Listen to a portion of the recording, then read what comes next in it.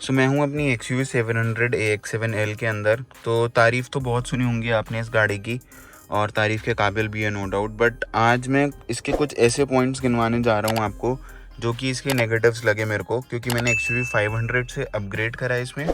तो चीज़ें महिंद्रा ने कट ऑफ करी हैं काफ़ी, वो सारी चीज़ें पॉइंट्स आज बात करेंगे, और क्या कुछ चीज़ें हैं जो इसके अंदर इंक्रीज़ करी जा सकती थी। तो स्टार्ट करते हैं। सबसे पहला पॉइंट, जो ये वाला ग्लास है ना, ये यूवी कट ग्लास होना चाहिए था। जैसे बलेनो वगैरह में आता है ना, जैसे यार धूप आपको पता ही है बहुत ज़्यादा आती है, तो ये लग्जरी पैक है यार, 31 लाख की गाड़ी है, तो ये चीज़ इनको यूवी कट ग्लास देना चाहिए था, क्योंकि ये बहुत ज़्यादा ज़रूरी हो जाता है गर्मियों में ना। इसके अगले पॉइंट में आता हूँ, तो ये जो देख रहे हो आप, ये इसको आगे घुमा के ना लंबार सपोर्ट होता है, ये बढ़ जाता है इससे, तो कमर को आपका एक्स्ट्रा सपोर्ट मिलता है। तो 500 में क्या था कि आपको ये वाली चीज़ इस वाली सीट में भी मिलती थी, ठीक है। अब यहाँ बॉस मोड तो दे दिया है ये, बट ये वाला फीचर हटा दिया उस वाली सीट में से, तो ये किसी को पता नहीं चला, बट इन्होंने साइलेंटली ये चीज़ रिमूव कर दी है। इस गाड़ी में कोई भी एम्बिएंट लाइटिंग नहीं आती है। एम्बिएंट लाइटिंग के नाम पे बस ये छोटा सा ये जल जाता है, और बाकी यहाँ पर कुछ भी नहीं जलता है। बल्कि 500 में हमारा यहाँ पर जलती थी, और डोर्स में नीचे वहाँ पडल लैम्प भी नहीं दिए हैं इसमें। यहाँ पे इन वाले शीशों के नीचे एक जो लैंप होता है, जो थ्रो करता है लाइट, वो वाले लैंप भी नहीं दिए हैं, वो भी हटा दिया है। एम्बिएंट लाइटिंग भी हटा दी है। लोग बाहर से तो ज़रूर लगवा लेते हैं, बट उसके लिए क्या होता है ना, ये पूरे गत्ते खुलते हैं, तो ये पूरे गत्ते खुलते हैं, तो इस वजह से मैं प्रेफर नहीं करता कि भाई ये लाइट लगवाई जाए। तो ये पॉइंट हो गया एम्बिएंट लाइटिंग का, कि भाई ये छोटी सी लाइट दे दी है बस, बाकी कुछ भी नहीं दिया है। बल्कि अभी टाटा सफारी और हैरियर वगैरह में उन्होंने यहाँ पर बड़ा अच्छा कर दिया एम्बिएंट लाइटिंग का, तो रात में बस जला लो तो थोड़ा अच्छा सा लगता है यार। फिर आते हैं अगले पॉइंट में, आर्म रेस्ट। आप देख रहे हो मिडिल पैसेंजर के लिए क्या ये छोटा सा कर दिया है। बल्कि जो 500 में आता था उसमें तीनों में मिडिल आर्म रेस्ट कह रहा हूँ, हेड रेस्ट, तीनों में बीच में हेड रेस्ट आता था, और बहुत ही अच्छा था वो कंफर्ट वाइज।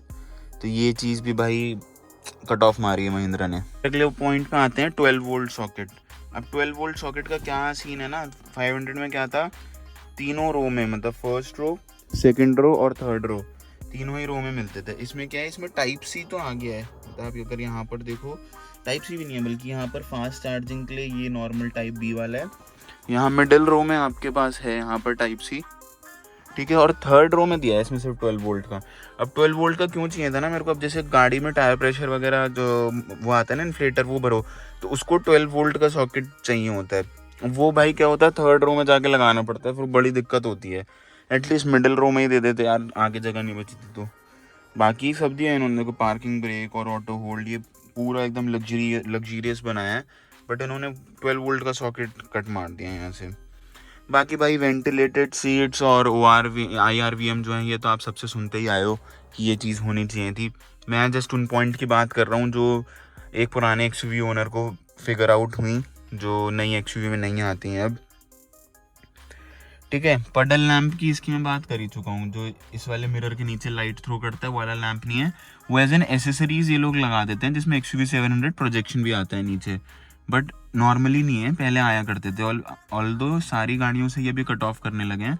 और इसमें एक रीज़न यार इन्होंने ये भी दिया कि इसमें 360 डिग्री कैमरा है, तो इसमें इस वाले मिरर के नीचे कैमरे लगे हुए हैं, तो इसलिए इनके पास जगह नहीं थी, बट एसेसरीज में भी तो लगा ही रहे हैं। नेक्स्ट पॉइंट आते हैं यार इसकी स्कफ प्लेट्स के ऊपर। तो इसमें स्कफ प्लेट्स ना लग्जरी पैक में भी लगी लगाई नहीं आती हैं, एज एन एसेसरीज लगवानी पड़ती हैं। पुरानी गाड़ी में क्या होता था कि ये लगी लगाई आती थी, एटलीस्ट टॉप मॉडल में।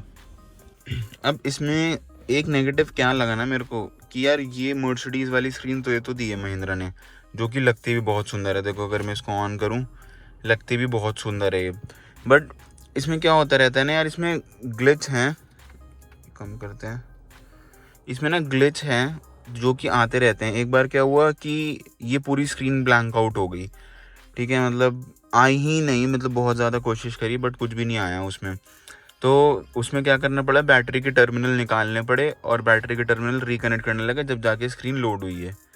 तो ये स्क्रीन के जो ग्लिचेस हैं ना, आई होप कि ये फ्यूचर में हमारे सॉफ्टवेयर अपडेट से चले जाएं, बट ये जितना ज़्यादा फ्यूचरिस्टिक लगता है उतनी ज़्यादा दिक्कत भी है इसमें, कि ये मतलब चला जाता है। ऑल्दो मैंने एक्सपेक्टेड था मेरे को कि ये जाएगा ही जाएगा, बट ये नहीं, ऐसा फिक्स करना चाहिए, ये बहुत गलत है। इतनी अच्छी स्क्रीन दी है तो ये सीमलेसली एकदम वर्क करना चाहिए। अब 500 में क्या था कि आपको यहाँ पर एक स्टोरेज स्पेस मिलता था डैशबोर्ड में, जो ऐसे ऊपर निकल के आता था। एक आपको यहाँ पर स्टोरेज मिलता था जो ऐसे निकल के आता था। इसमें वो सारे स्टोरेज स्पेस ख़त्म कर दिए हैं। यहाँ पर देखो कुछ भी नहीं है, और सिर्फ एक ये वाला है। ये वाला तो चलो अच्छा खासा बड़ा है, बट ये दोनों स्टोरेज स्पेस कम हुए हैं, तो ये भी काफ़ी ख़राब लगा मेरे को कि यार स्टोरेज तो ऐसे होनी चाहिए गाड़ी में, मज़ा आ जाए मतलब देख के। ऑल्दो इसमें कम नहीं है, यहाँ पर है, यहाँ पर वायरलेस चार्जर है, उसके अंदर फ़ोन रखने का है, बॉटल होल्डर एडिक्वेट है ना, सब चीज़ें हैं, बट कम हुई हैं ये।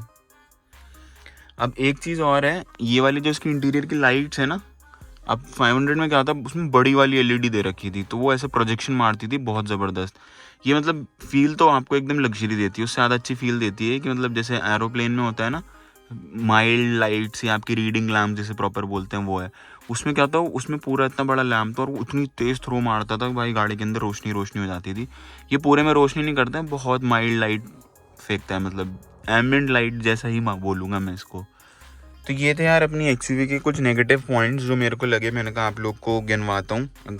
If you guys are planning Tata safari या फिर एक्सयूवी, तो नेगेटिव्स भी पता होने चाहिए सबके। तो इसके ये सारे नेगेटिव्स थे कुछ जो मेरे को अभी तक लगे, तो मैंने ये सारे गिनवाए। आपको और कुछ क्या लगता है और आपको कैसी लगती है गाड़ी, आप कमेंट सेक्शन में मेरे को बताना। बाकी तो ऑटोमेटिक जो गियर बॉक्स है ना, अगर कोई महिंद्रा लेने जा रहा है ना, तो आई वुड रिकमेंड ऑटोमेटिक लो। बहुत ही प्यारा गियर बॉक्स है और आप बहुत इन्जॉय करोगे इसको। तो ठीक है, इस वीडियो को करते हैं यहीं पे close. Thanks for watching guys.